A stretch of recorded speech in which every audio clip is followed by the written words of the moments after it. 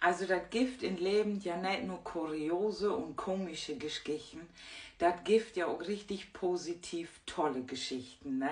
Und so ein habe ich für da auch belebt. Ich habe am Mittag einen Termin bei Doktor vor dahin und als man das kennt, bei Doktor kein Parkplatz frei. Ja, was magst du? Also muss ich in die Nebenstraße, hab mir da ein Parkbucht gestellt, geh noch Automat hin, will mir ein Ticket tülen, kriege mein Knipke, nix dabei. Kein Kleingeld, kein Papiergeld, nix, bloß mein alle Plastikgeld und damit kann ich nicht bezahlen. Ich, wenn das Auto zurück, ich denk, was magst du? Du probt mir da mit mal eine Frau an. Ich dachte, du kennst her, sein hast du einmal. Ja, ich habe tatsächlich zweimal in meinem Leben sein. Ein hell, live, super tolle, nette Mensch. Und wir praten so über dit und dat und ich erkläre meine Situation, dass ich noch Doktor Mut kein Geld in Knipp gehabt.